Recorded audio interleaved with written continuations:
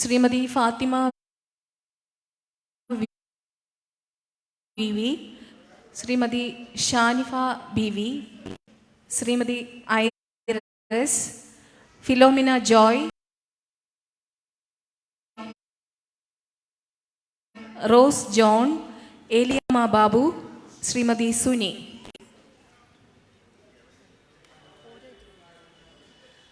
Fathima B.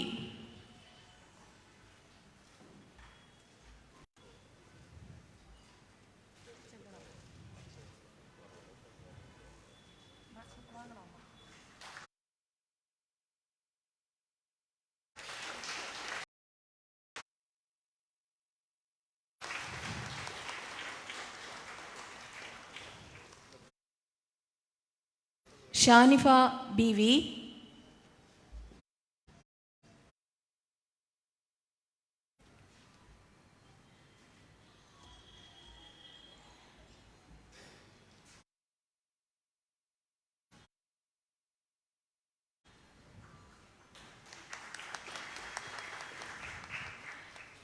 Iris,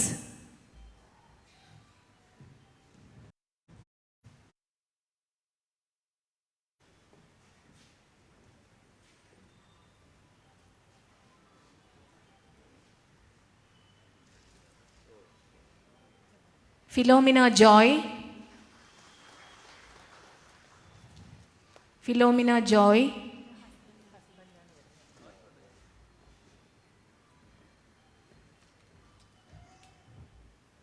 Rossi John,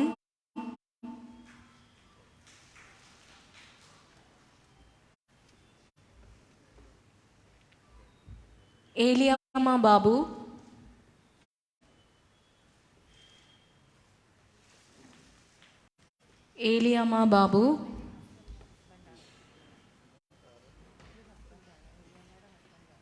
Suni, Srimathi Suni.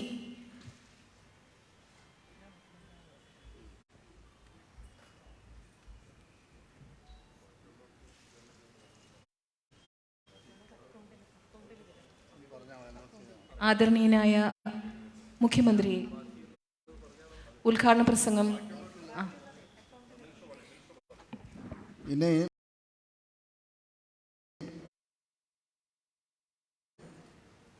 ബാക്കിയുള്ള ആളുകളുടെ പണം അവരുടെ അക്കൗണ്ടിൽ തന്നെ നിക്ഷേപിച്ചിട്ടുണ്ട്. അവർക്ക് ഈ ആഴ്ച തന്നെ ആ പണം കൈപ്പറ്റാവുന്നതാണ്.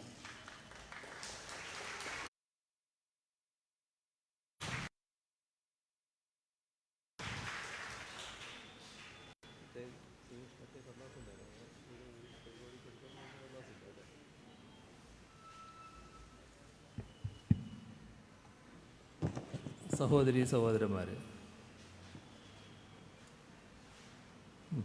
നമ്മുടെ സംസ്ഥാനത്തെ മത്സ്യത്തൊഴിലാളികൾ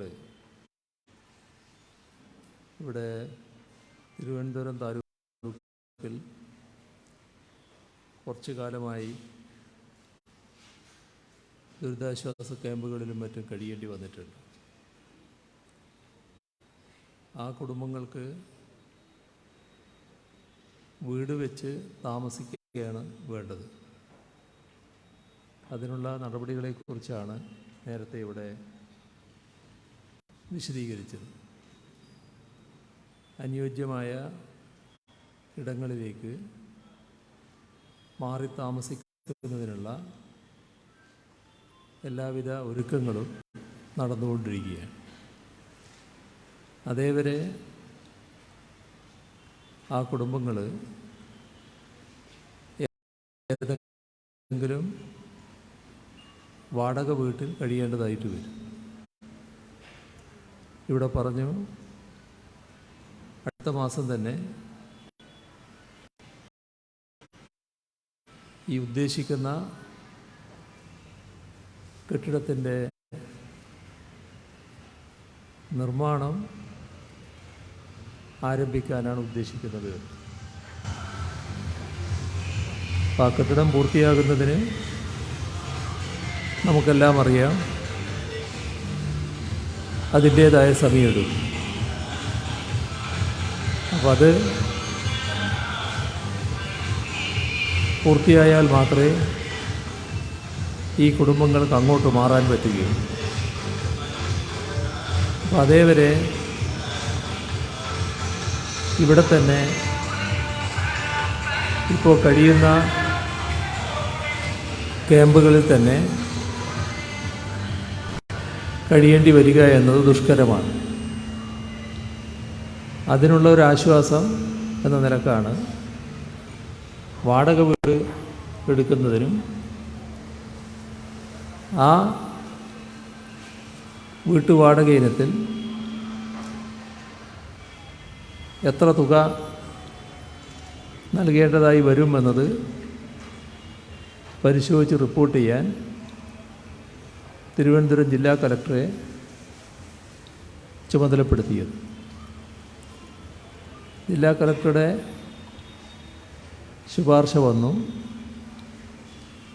5300 രൂപ ഓരോ കുടുംബത്തിനും വാടകയായി അനുവദിക്കേണ്ടി വരുമെന്നുള്ളത്. സർക്കാർ അത് 5500 രൂപയായി നിജപ്പെടുത്തി നൽകുന്നതിനാണ് തീരുമാനിച്ചത്. ഇത് ഓരോ കുടുംബത്തിനും അവരുടെ ബാങ്ക് അക്കൗണ്ടിലേക്ക് കൈമാറുകയാണ്. അതിലുള്ള കുറച്ച് പേരുടെ ബാങ്ക് അക്കൗണ്ടിലേക്ക് കൈമാറിയ അതിൻ്റെ പത്രങ്ങളാണ് ഇന്ന് ഈ വേദിയിൽ വെച്ച് നൽകാനായത്. ഏതായാലും ഇത് താൽക്കാലികമായ ഒരു സമാശ്വാസ പദ്ധതി മാത്രമേ ആകുന്നുള്ളൂ. ഇവരെ എല്ലാവരെയും കഴിയാവുന്നത്ര വേഗത്തിൽ പുനരധിവസിപ്പിക്കുക എന്നതിനാണ് സർക്കാർ പ്രാധാന്യം നൽകുന്നത്. അതിന് യുദ്ധകാലാടിസ്ഥാനത്തിലുള്ള നടപടികൾ സ്വീകരിക്കാനാണ് സർക്കാർ ഉദ്ദേശിക്കുന്നത്. അതിൻ്റെ ഭാഗമായി സ്ഥലമിപ്പോൾ കണ്ടെത്തിക്കഴിഞ്ഞിട്ടുണ്ട്. ആ സ്ഥലത്ത് കെട്ടിടം നിർമ്മിക്കുന്നതുമായി ബന്ധപ്പെട്ട പ്രവർത്തനങ്ങൾ സമയബന്ധിതമായി തീരുമെന്ന് ഉറപ്പുവരുത്തുന്നതിന് ഇപ്പോൾ തന്നെ ചീഫ് സെക്രട്ടറിയുടെ നേതൃത്വത്തിലുള്ള ഒരു സമിതി ആ പ്രവർത്തനങ്ങൾ അവലോകനം ചെയ്യേണ്ടതാണ് എന്ന് തീരുമാനിച്ചിട്ടുമുണ്ട്. നമുക്കറിയാം, ഇവിടെ 340 ഫ്ലാറ്റുകൾ നിർമ്മിച്ച് മത്സ്യത്തൊഴിലാളികളെ മാതൃകാപരമായി പുനരധിവസിപ്പിക്കാൻ ഇതിനകം നമുക്ക് കഴിഞ്ഞിട്ടുണ്ട് എന്നുള്ളത്. ആ മാതൃക തന്നെയാണ് ഇവിടെയും തുടരുക. ഇപ്പോൾ പുതുതായി നിർമ്മിക്കുന്ന ഫ്ലാറ്റുകൾക്ക് സ്ഥലം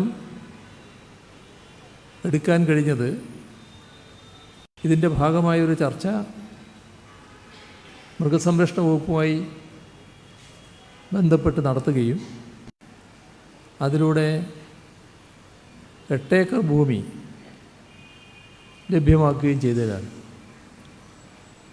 ആ 8 ഏക്കർ ഭൂമി ഈ ഫ്ലാറ്റ് നിർമ്മാണത്തിന് വേണ്ടി നമുക്ക് ലഭിച്ചു കഴിഞ്ഞിട്ടുണ്ട്. അതോടൊപ്പം തന്നെ തിരുവനന്തപുരം സോഷ്യൽ സർവീസ് സൊസൈറ്റി സൗജന്യമായി നൽകിയ 2 ഏക്കർ ഭൂമിയിൽ ഫ്ലാറ്റ് നിർമ്മാണത്തിനുള്ള നടപടികൾ ആരംഭിച്ചു കഴിഞ്ഞിട്ടുണ്ട്. വലിയ വേഗതയിൽ തന്നെ ഈ ഫ്ലാറ്റുകളെല്ലാം നിർമ്മിക്കാനാകും എന്ന് തന്നെയാണ് സർക്കാർ പ്രതീക്ഷിക്കുന്നത്. ഒരു പ്രത്യേകത നമ്മുടെ മത്സ്യത്തൊഴിലാളികൾ പല ഘട്ടങ്ങളിലും വലിയ തോതിലുള്ള പ്രതിസന്ധികളാണ് നേരിടേണ്ടി വരുന്നത്. എപ്പോൾ എന്ത് നേരിടേണ്ടി വരുമെന്ന് മുൻകൂട്ടി പറയാനാവാത്ത അവസ്ഥയിലുള്ള കാര്യങ്ങളാണ് നാട്ടിലിപ്പോൾ സംഭവിച്ചുകൊണ്ടിരിക്കുന്നത്. അപ്പം നമ്മൾ വലിയ ദുരന്തമാണ് നേരത്തെ ഓഖി വന്നപ്പോൾ കണ്ടത്. പക്ഷേ നമ്മുടെ കാലാവസ്ഥക്ക് വലിയ തോതിലുള്ള മാറ്റമാണ് വന്നുകൊണ്ടിരിക്കുന്നത്. നേരത്തെ ഇതുപോലുള്ള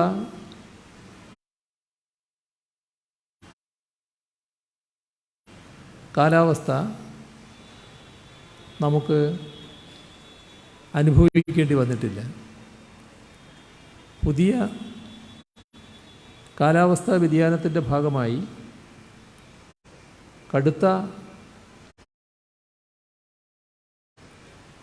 പ്രത്യാഘാതങ്ങളാണ് പൊതുവെ നാടിനും നാട്ടുകാർക്കും അനുഭവിക്കേണ്ടി വരുന്നത്. അതിൻ്റെ ഏറ്റവും വലിയ ആഘാതം ഏറ്റുവാങ്ങേണ്ടി വരുന്നത് മത്സ്യത്തൊഴിലാളികളാണ്. പല ഘട്ടത്തിലും തൊഴിൽ നിഷേധിക്കപ്പെടുന്നു എന്നതാണ് വസ്തുത. കാരണം കടലിലിറങ്ങാൻ പറ്റാത്ത അവസ്ഥയുണ്ടാകുന്നു. അപ്പോൾ മുൻകൂട്ടി തന്നെ അതുമായി ബന്ധപ്പെട്ട അറിയിപ്പുകൾ വരുന്നു. സ്വാഭാവികമായി കടലിലിറങ്ങാൻ ആ സന്ദർഭത്തിൽ കഴിയുന്നില്ല. ഇത് ജീവസന്ധാരണത്തിന് തന്നെ പ്രതികൂലമായി വരികയാണ്. അത്തരം ഘട്ടങ്ങളിൽ അത് കണ്ടറിഞ്ഞ് നടപടികൾ സർക്കാർ നേരത്തെ സ്വീകരിച്ചിട്ടുണ്ട്. ഇപ്പോഴുള്ള കാര്യങ്ങളിലും അതേ നില തന്നെയാണ് സർക്കാർ സ്വീകരിക്കാൻ ഉദ്ദേശിക്കുന്നത്. സമാശ്വാസ നടപടികൾ സർക്കാരിൻ്റെ ഭാഗത്തു നിന്ന് നേരത്തെ ഉണ്ടായിട്ടുണ്ട്. തുറന്നും അത്തരത്തിലുള്ള സമാശ്വാസ നടപടികൾ സ്വീകരിക്കാൻ തന്നെയാണ് ഉദ്ദേശിക്കുന്നത്. കാലാവസ്ഥാ വ്യതിയാനവുമായി ബന്ധപ്പെട്ട പ്രശ്നങ്ങൾ നമുക്ക് പരിഹരിക്കാവുന്നതല്ല. അത് പൊതുവെയുള്ള ഒരു ആഗോള പ്രശ്നം തന്നെയാണ്. അതിൻ്റെ തീഷ്ണത വലിയ തോതിൽ അനുഭവിക്കേണ്ടി വന്നിരിക്കുന്നു. ഓഖി ദുരന്തം ഇവിടെ നേരിടേണ്ടി വന്നപ്പോൾ നാം ആ ഘട്ടത്തിൽ ആലോചിച്ചത് ഈ ദുരന്തം ഏറ്റുവാങ്ങേണ്ടി വന്ന മത്സ്യത്തൊഴിലാളി കുടുംബങ്ങളെ എങ്ങനെ സമാശ്വസിപ്പിക്കാനാവും, അതിന് ഏതു തരത്തിലുള്ള നടപടികൾ സ്വീകരിക്കണം. അതിനായി സർക്കാർ ഒരു പ്രത്യേക പാക്കേജ് പ്രഖ്യാപിക്കുകയുണ്ടായി. നിങ്ങൾ ഓർക്കുന്നുണ്ടാവും, രാജ്യത്ത് ഒരിടത്തും അതിനു മുൻപ് ഒരു ഗവൺമെൻറ്റും നൽകിയിട്ടില്ലാത്ത രീതിയിലുള്ള വലിയ സഹായമാണ് ആ സന്ദർഭത്തിൽ നൽകുന്നതിന് സർക്കാർ തയ്യാറായത്. അന്നത്തെ ദുരന്തത്തിന് മുൻപ് 20 ലക്ഷം രൂപയുടെ സഹായം ലഭിക്കുക എന്നത് ഊഹിക്കാൻ കഴിയാത്തൊരു കാര്യമായിരുന്നു. പക്ഷേ അത് യാഥാർത്ഥ്യമാക്കാൻ ഇവിടെ സർക്കാരിന് കഴിഞ്ഞത് മത്സ്യത്തൊഴിലാളികളോടുള്ള പ്രതിബദ്ധത കാരണമാണ്. മത്സ്യത്തൊഴിലാളികൾ ഈ പ്രതിസന്ധികൾ നേരിടുമ്പോൾ അവർ തനിച്ചല്ല, അവരുടെ കൂടെ നാടും സർക്കാരുമുണ്ട് എന്ന സന്ദേശമാണ് അതിലൂടെ നമുക്ക് നൽകാനായത്.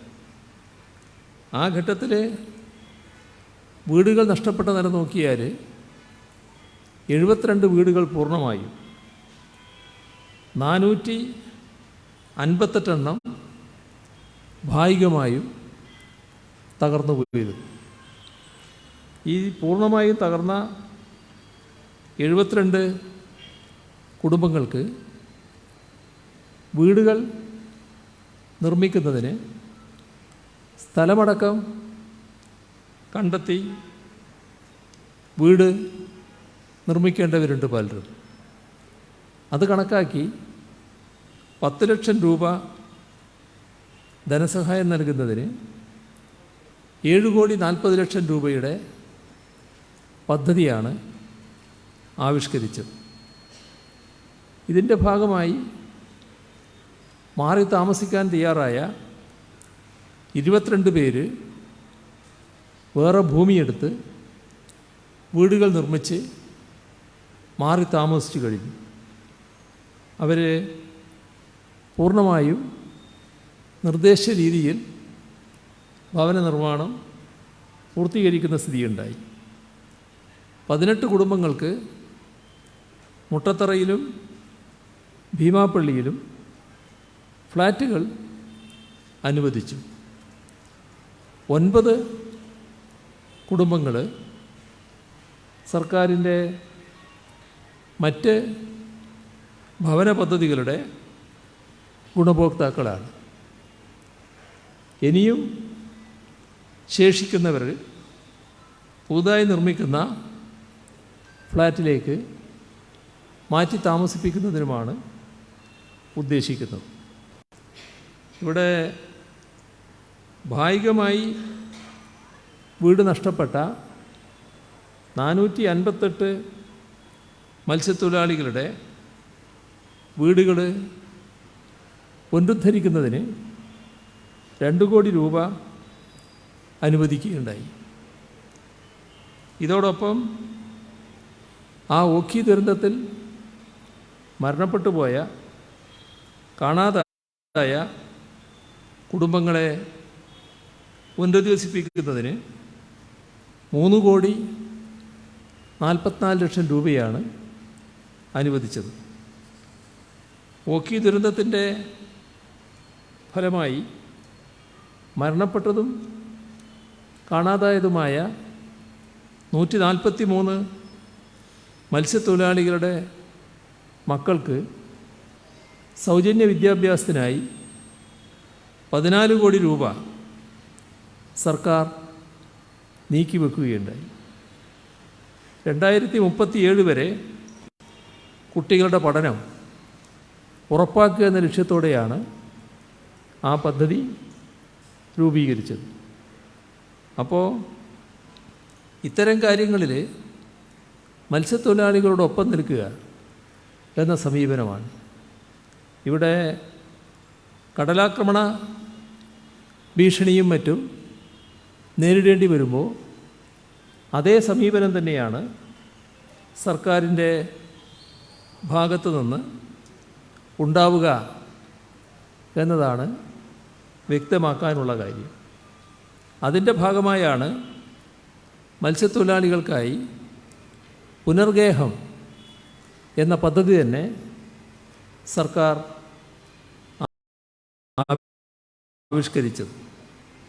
ഇതിൻ്റെ ഭാഗമായി ഉദ്ദേശിക്കുന്ന ഇത്രയുമാണ്: തീരദേശത്ത് കടലുമായി തൊട്ടാണ് പല കുടുംബങ്ങളും താമസിക്കുന്നത്.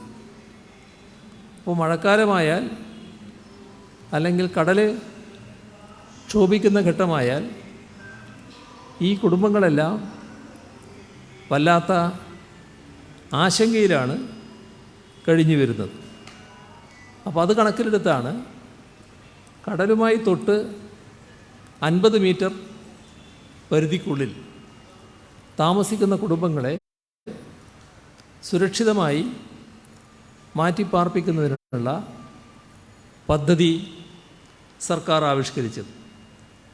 അത് 2450 കോടി രൂപയുടെ പദ്ധതിയാണ്. ഇതുപ്രകാരമാണ് 276 ഭവന സമുച്ചയങ്ങൾ ഇതിനകം കൈമാറിക്കഴിഞ്ഞിട്ടുള്ളത്. കൊല്ലത്ത് USS കോളനിയിൽ 114 യൂണിറ്റുകൾ നിർമ്മാണത്തിൻ്റെ അന്തിമഘട്ടത്തിലെത്തി നിൽക്കുകയാണ്. അതോടൊപ്പം ഈ പദ്ധതി പ്രകാരം മാറി താമസിക്കാൻ തയ്യാറാണ് എന്നറിയിച്ച 8186 പേരുണ്ട്.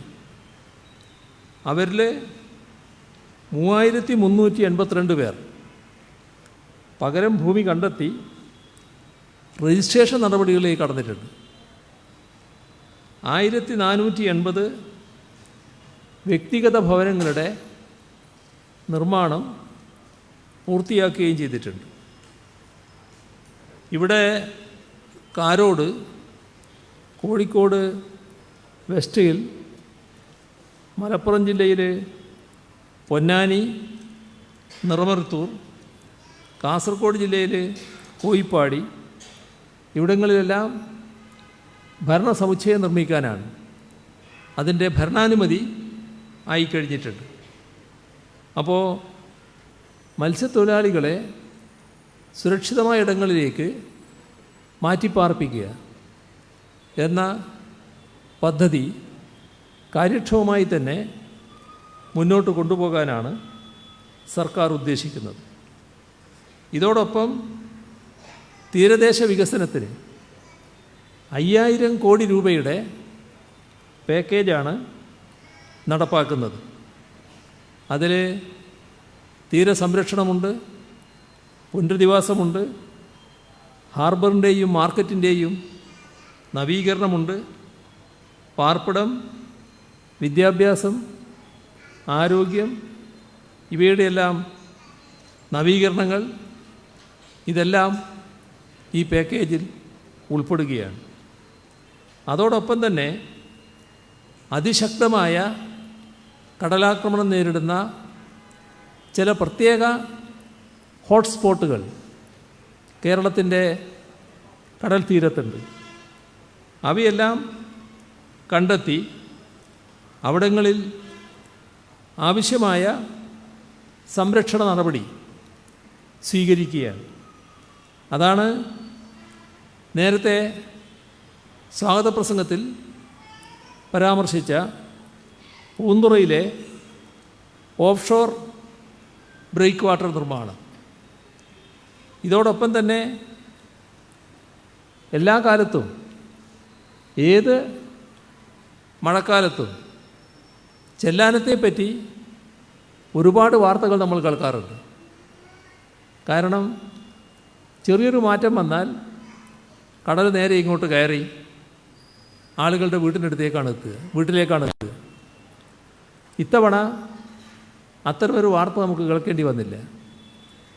ഫലപ്രദമായി അവിടെ സംരക്ഷണ പ്രവർത്തനങ്ങൾക്ക് നേതൃത്വം നൽകാൻ നമുക്ക് കഴിഞ്ഞു. അതാണ് ടെട്രാപോഡുകൾ ഉപയോഗിച്ചുള്ള കടൽ ഭിത്തി നിർമ്മാണം. പൂർണ്ണമായില്ല, എന്നാൽ ഒരു ഭാഗമായി അപ്പം തന്നെ നല്ല രീതിയിൽ സമാശ്വാസം അവിടെ ലഭിച്ചിട്ടുണ്ട്.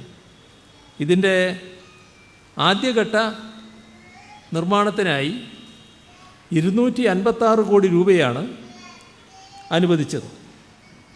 അപ്പോൾ ആ പ്രദേശങ്ങളൊക്കെ മൺസൂൺ കാലത്ത് സുരക്ഷിതമായിരിക്കുക എന്നതാണ് സർക്കാർ ലക്ഷ്യമിടുന്നത്.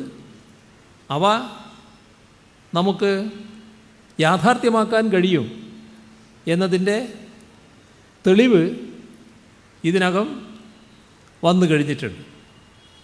മത്സ്യത്തൊഴിലാളികളുടെ ജീവനും ജീവനോപാധികളും സംരക്ഷിക്കുക, തീരദേശ മേഖലകളിലെ അടിസ്ഥാന സൗകര്യം വികസിപ്പിക്കുക, ഈ കാര്യത്തിൽ സർക്കാർ പൂർണ്ണമായും പ്രതിജ്ഞാബദ്ധമായി പ്രവർത്തിക്കുകയാണ്. ഫലപ്രദമായ നടപടികൾ അതുമായി ബന്ധപ്പെട്ട് സ്വീകരിക്കുമെന്ന് തന്നെയാണ് ഇവിടെ വ്യക്തമാക്കാനുള്ളത്. മത്സ്യത്തൊഴിലാളികൾക്ക് ആവശ്യമായ അവകാശങ്ങൾ ഉറപ്പുവരുത്തൽ, അതിൽ വ്യവസ്ഥാപിതവും ശുചിത്വപൂർണവും കാര്യക്ഷമവുമായ ലേലവും വിപണനവും പ്രോത്സാഹിപ്പിക്കുന്നതിനുതകുന്ന നിയമം പാസ്സാക്കിയിട്ടുണ്ട്. നമ്മുടെ സംസ്ഥാനത്ത് നടപ്പാക്കാനുള്ള ചട്ടങ്ങൾ തയ്യാറാക്കി വരികയാണ്. ഇവിടെ ചില മേഖലകളിൽ തെറ്റായ ചില സമ്പ്രദായങ്ങൾ നിലനിൽക്കുന്നതായി ശ്രദ്ധയിൽപ്പെടുന്നുണ്ട്. അടുത്ത ദിവസം നമ്മുടെ ഇവിടെയുള്ള ഒരു കടപ്പുറത്ത് വീട്ടാവശ്യത്തിന് വേണ്ടി മത്സ്യം വാങ്ങാൻ പോയ ഒരു കുടുംബം, ഒരു വീട്ടിലേക്ക് എത്രയാണ് മത്സ്യം വേണ്ടി വരിക നിങ്ങൾക്കെല്ലാവർക്കും അറിയാമല്ലോ. ആ മത്സ്യം വാങ്ങിയപ്പോൾ ആ മത്സ്യവിലക്ക് പുറമെ ഒരു പണം വേറൊരു കൂട്ടർക്ക് നൽകണം എന്ന് ചിലർ പറയുകയും അത് വാങ്ങാൻ ചിലരിങ്ങനെ തയ്യാറായി നിൽക്കുകയും അത് കൊടുക്കാതെ അവിടുന്ന് വരാൻ പറ്റില്ല, മത്സ്യം ഇവർക്ക് വേണം, അങ്ങനൊരു അവസ്ഥ വന്നപ്പോൾ ആ പണം കൊടുക്കുകയും ചെയ്തു എന്ന് ഈ കൊടുത്തയാൾ എൻ്റെ അടുത്ത് വന്ന് പറയുകയുണ്ടായി. ഇത് നമ്മുടെ സംസ്ഥാനത്ത് നേരത്തെ നമ്മൾ അവസാനിപ്പിച്ച നോക്കുകൂലിയുടെ ഭാഗമായി വരുന്നൊരു കാര്യമാണ്. നോക്കുകൂലി എന്താ? പണിയെടുക്കില്ല, അവിടെ നിൽക്കും, എന്നിട്ട് പണിയെടുക്കാത്തതിന് കൂലി വേണമെന്നേ ആവശ്യമുന്നയിക്കും. അതിനുവേണ്ടി സമ്മർദ്ദം ചെലുത്തും, ചിലപ്പോൾ തടിപിടുക്ക് കാണിക്കും.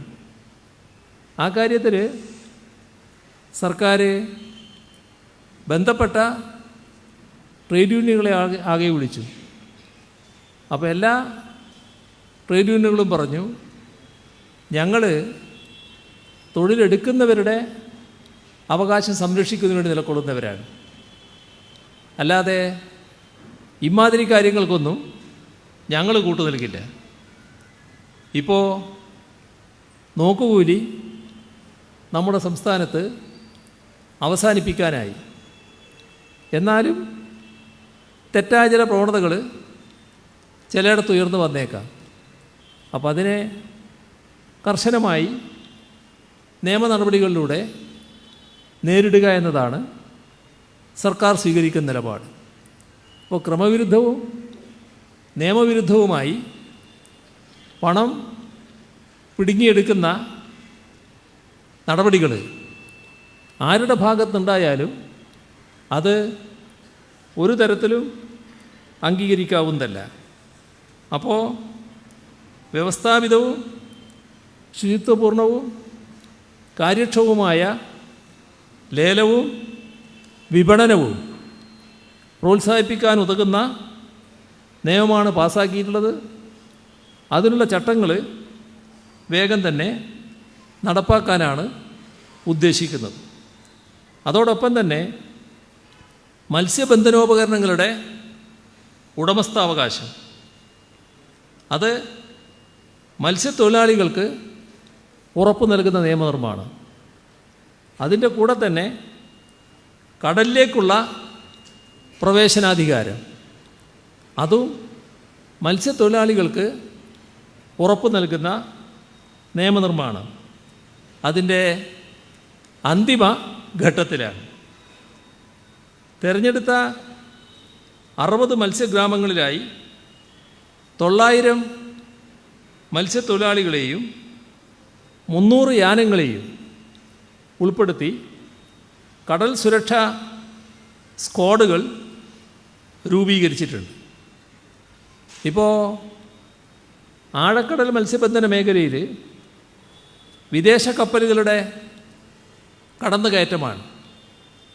ഇത് ചെറുക്കുന്നതിൻ്റെ ഭാഗമായി മത്സ്യത്തൊഴിലാളി സഹകരണ സംഘങ്ങൾക്ക് ആഴക്കടൽ മത്സ്യബന്ധനത്തിന് പരിശീലനം നൽകാനാണ് ഉദ്ദേശിക്കുന്നത്. ചില പരിശീലനങ്ങൾ ഇപ്പോൾ തന്നെ നൽകിയിട്ടുണ്ട്. ഇതിൻ്റെ തുടർച്ചയായി 1.5 കോടി രൂപ ചെലവ് പ്രതീക്ഷിക്കുന്ന യാനങ്ങളുടെ നിർമ്മാണം കൊച്ചിൻ ഷിപ്പ്യാർഡിൽ ആരംഭിച്ചിട്ടുമുണ്ട്. അപ്പോൾ തീരദേശ സുരക്ഷ, മത്സ്യത്തൊഴിലാളികളുടെ സുരക്ഷ ഇത് ഉറപ്പുവരുത്തുന്നത് പോലെ തന്നെ പ്രധാനമാണ് തീരദേശങ്ങളിലെ അടിസ്ഥാന സൗകര്യ വികസനം ഉറപ്പാക്കുക എന്നത്. അതിൻ്റെ ഏറ്റവും പ്രധാനപ്പെട്ടൊരു ഭാഗമാണ് തീരദേശ ഹൈവേ.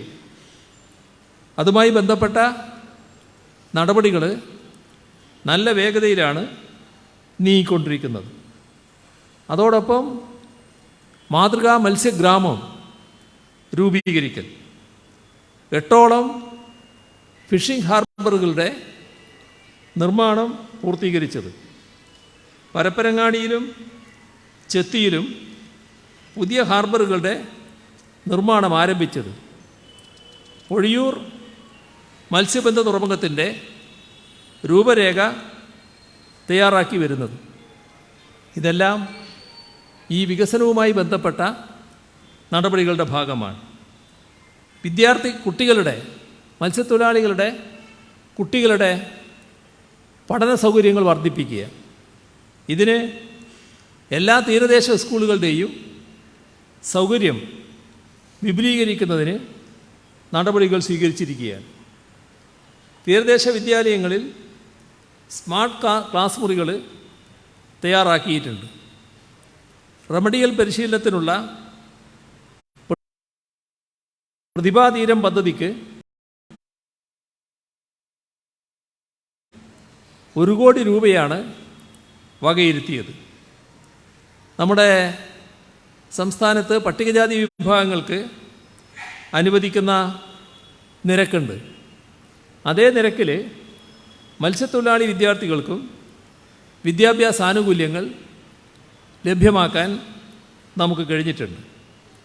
അതോടൊപ്പം മാതാപിതാക്കൾ മരണപ്പെട്ടുപോയി, കുട്ടികൾ അനാഥാവസ്ഥയിൽ, അങ്ങനെയുള്ള കുട്ടികളെ ദത്തെടുക്കുന്ന പദ്ധതി, അതുപ്രകാരം 12 കുട്ടികളെ ദത്തെടുത്ത് പഠനം ഉറപ്പാക്കുന്ന നിലയുണ്ടായി. വിദ്യാഭ്യാസ ആനുകൂല്യങ്ങൾക്ക് പുറമെ ഇതര പഠനാവശ്യങ്ങൾക്കായി ഒരു കുട്ടിക്ക് പരമാവധി 1 ലക്ഷം രൂപ വരെ നൽകുകയാണ്. മത്സ്യത്തൊഴിലാളികളുടെ മികവ് പുലർത്തുന്ന മക്കൾ, അവർക്ക് പ്രത്യേക പരിശീലനം നൽകുന്ന വിദ്യാധീരം പദ്ധതി നടപ്പാക്കുകയാണ്. അതോടൊപ്പം എൻട്രൻസ് പരിശീലനം മത്സ്യത്തൊഴിലാളികളുടെ മക്കൾക്ക് നൽകി. അതിലൂടെ 54 പേർക്കാണ് MBBS പ്രവേശനം ലഭ്യമാക്കാൻ നമുക്കായത്. 100-ലേറെ പേര് ഇതര പ്രൊഫഷണൽ കോഴ്സുകളിൽ പ്രവേശനം നേടിയിട്ടുണ്ട്. അപ്പോൾ സർക്കാർ മത്സ്യത്തൊഴിലാളികളുടെ പ്രശ്നത്തിൽ വിവിധ മേഖലകളിലാണ് ഇടപെടുന്നത്. അതിൻ്റെ ഭാഗമായി വലിയ തോതിൽ നിത്യജീവിതത്തിൽ മത്സ്യത്തൊഴിലാളികളുടെ നിത്യജീവിതത്തിൽ നല്ല ഫലം ഉളവാക്കാനാകുന്നു എന്നതാണ് ഇതെല്ലാം വ്യക്തമാക്കുന്നത്. അപ്പോൾ മത്സ്യബന്ധന മേഖലയുടെ വികസനത്തിനുതകുന്ന നടപടികൾ മാത്രമല്ല, ജീവിത നിലവാരം ഉയർത്തുന്ന നടപടികൾ കൂടിയാണ് സ്വീകരിക്കുന്നത്. കാരണം നാം ലക്ഷ്യമിടുന്നത് ഒരു നവകേരളമാണ്. ഇവിടെ വരുന്ന 25 വർഷം കൊണ്ട് ലോകത്തിലെ മധ്യവരുമാന വികസിത രാഷ്ട്രങ്ങളുടെ ജീവിത നിലവാരത്തിന് തുല്യമായ ഒരു സമൂഹമാക്കി കേരളത്തെ ഉയർത്തിയെടുക്കുക എന്ന ലക്ഷ്യമാണ് സർക്കാരിനുള്ളത്. ആ ഒരു ലക്ഷ്യം പൂർത്തീകരിക്കുമ്പോൾ മത്സ്യത്തൊഴിലാളികളും നല്ല തോതിൽ അഭിവൃദ്ധിപ്പെടേണ്ടതായിട്ടുണ്ട്. അത് ലക്ഷ്യമിട്ടുകൊണ്ടാണ് ഇത്തരത്തിലുള്ള ഇടപെടലുകൾ സർക്കാർ നടത്തുന്നത്. ഇവിടെ ഇതിൻ്റെ ഭാഗമായി കാര്യങ്ങൾ എല്ലാവർക്കും അറിയാവുന്നതാണ്. ഈ കാര്യത്തിൽ എല്ലാവരുടെയും സഹായവും സഹകരണവും ഉണ്ടാവണം. ഞങ്ങൾക്ക് നല്ല ഉദ്ദേശം മാത്രമേ ഉള്ളൂ. നല്ല ഉദ്ദേശം ഉണ്ടായാലും എതിർക്കാനൊക്കെ ആളുകൾ ഉണ്ടാവും എന്നുള്ളത് നമ്മൾ കണ്ടോളണം. അത് എതിർക്കുന്നവരുടെ മാനസികാവസ്ഥ വെച്ച് ചെയ്യുന്ന കാര്യമാണ്. എന്തുകൊണ്ടാണ് എതിർക്കുന്നത് എന്ന് അവരാണ് വ്യക്തമാക്കേണ്ടത്. ഞങ്ങളെ സംബന്ധിച്ചിടത്തോളം മത്സ്യത്തൊഴിലാളികൾ അനുഭവിക്കുന്ന പ്രശ്നങ്ങൾ നമ്മുടെ നാടിൻ്റെ ഏറ്റവും സജീവമായ പ്രശ്നമായിട്ടാണ് കാണുന്നത്. അത് പരിഹരിക്കുന്നതിന് എന്തെല്ലാം ചെയ്യാനാകുമോ അതെല്ലാം ചെയ്യുന്നൊരു സർക്കാരാണ് ഇപ്പോൾ കേരളത്തിലുള്ളത്. ഇവിടെ ഈ പറഞ്ഞ ഇപ്പോൾ നമ്മൾ കൊടുത്ത ഈ നമ്മുടെ 5500 രൂപയുടെ ബാങ്ക് നിക്ഷേപത്തിൻ്റെ രസീതുകൾ കൊടുത്തല്ലോ ഇവർക്കെല്ലാം, ആ കവറുകൾ കൊടുത്തല്ലോ. അപ്പോൾ അവരെ ഈ ചടങ്ങിന് വേണ്ടി വിളിച്ചല്ലോ. അങ്ങനെ വിളിച്ചപ്പോൾ ഒരു വ്യക്തിയുടെ സന്ദേശം ചിലയിടങ്ങളിൽ പോയി. ആ സന്ദേശം നിങ്ങൾ അറിയണമെന്നുള്ളത് കൊണ്ട് ഞാൻ പറയുകയാണ്. ചിലപ്പോൾ നിങ്ങൾക്ക് കിട്ടിയിട്ടുണ്ടാവുമോ എന്ന് എനിക്കറിയില്ല. ഏതായാലും ആ സന്ദേശം എന്താണെന്ന് ഞാൻ പറയാം. ഇത് പറ്റിക്കലാണ്. നിങ്ങളുടെ കയ്യിലുള്ള കടലാസ് പറ്റിക്കാൻ വേണ്ടി തന്നതാണ്. 5500 രൂപയുടെ ബാങ്കിലിട്ട നിക്ഷേപത്തിൻ്റെ രസീതാണ് കയ്യിലുള്ളത്. അപ്പോൾ ഇദ്ദേഹം പറയുന്നത് ഇത് പറ്റിക്കലാണ്. എങ്ങനെയാണ് പറ്റിക്കൽ ആവുന്നത് എന്ന് അദ്ദേഹം തന്നെ വ്യക്തമാക്കേണ്ടതാണ്. നമ്മളാരും മേപ്പടി ചടങ്ങിൽ പങ്കെടുക്കരുത്. നിങ്ങളോടെല്ലാം അഗൈതവുമായ നന്ദിയുണ്ട്. ഇത്തരം ചില ആളുകൾ വിചാരിക്കുന്നത് അവരുടെ ഒക്കത്താണ് പലരും എന്നാണ്. പക്ഷെ നാട്ടിലെ ജനങ്ങൾ ഇത്തരം കാര്യങ്ങളിൽ എല്ലാ കാര്യത്തിലും സർക്കാരുമായി സഹകരിക്കുന്നതാണ്. ഞങ്ങളുടെ ഈ പ്രവർത്തനങ്ങളിലുള്ള ആത്മാർത്ഥ ശരിയായ രീതിയിൽ തന്നെ മത്സ്യത്തൊഴിലാളികൾ തിരിച്ചറിയുന്നുണ്ട്. അതുകൊണ്ട് തന്നെയാണ് ഈ രീതിയിൽ ഒരു സദസ്സ് ഇന്ന് ഈ യോഗത്തിൻ്റെ ഭാഗമായി ഒരുങ്ങിയത് എന്നും കാണുകയാണ്. അടുത്ത വാചകം, ആരെയും അയക്കുകയും അരുത്. നമ്മൾ കൂടുതൽ കരുതലോടെ മേപ്പടി ചടങ്ങിനെ അവഗണിക്കണം. ഇത് വൻ ചതിയാണ്. ചതിശീലമുള്ളവർക്ക് അതൊക്കെ പറയാൻ കഴിയും കേട്ടോ. ഞങ്ങളെ അജണ്ടയിൽ ചതിയില്ല. ഞങ്ങൾ എന്താണോ പറയുന്നത് അത് ചെയ്യും. എന്താണോ ചെയ്യാൻ പറ്റുന്നത് അതേ പറയും. അതിൽ ചതി എന്നൊരു വാക്കില്ല. ആരെയും വഞ്ചിക്കാനോ പറ്റിക്കാനോ ഞങ്ങളില്ല. നമ്മളിൽ ഒരാൾ പോലും മേപ്പടി സഹായം വാങ്ങരുത്. ഞാനതിന് പ്രതികരിക്കുന്നില്ല. അതായത് ഈ സ്ഥാനത്തിരുന്നു കൊണ്ട് പ്രതികരിക്കുന്നില്ല. അതങ്ങനെയാണ് പ്രതികരിക്കേണ്ടത്. അതുകൊണ്ടാണ് പ്രതികരിക്കാത്തത്. ഇതുപോലുള്ള കൊള്ളത്തരങ്ങളിൽ സഹോദരങ്ങൾ ബലിയാടാകാതിരിക്കട്ടെ എന്നാണ്. ബലിയാടാകാതിരിക്കട്ടെ. അപ്പോൾ ബലിയാടാകാതിരിക്കട്ടെ. ഇത് ഈ കൊള്ളത്തരം ഇപ്പോൾ ഈ ചെയ്തത് ഇതൊരു കൊള്ളത്തരമാണ് പോലും. ഇത് ഒരു പ്രചരിക്കുന്ന സന്ദേശമായതുകൊണ്ട് അതിനെക്കുറിച്ച് കൂടി പറഞ്ഞു എന്ന് മാത്രമേ ഉള്ളൂ. ഇതൊരു വലിയ കാര്യമായതുകൊണ്ടല്ല. പക്ഷേ നമ്മൾ മനസ്സിലാക്കണം, ഏതൊരു നല്ല കാര്യത്തിനും ഇങ്ങനെ ചില ആളുകൾ എതിർക്കാനുണ്ട് എന്നുള്ളത്. അവർ ചെയ്യുന്നത് സമൂഹം അംഗീകരിക്കുന്ന കാര്യമല്ല എന്ന് തിരിച്ചറിയുന്നത് നല്ലതാണെന്ന് മാത്രമേ ഞാനിപ്പോൾ പറയുന്നുള്ളൂ. മറ്റു കൂടുതൽ കാര്യങ്ങളിലേക്ക് ഞാൻ കടക്കുന്നില്ല. അവസാനിപ്പിക്കുന്നു. നിങ്ങൾക്കെൻ്റെ സ്നേഹാഭിവാദനങ്ങൾ.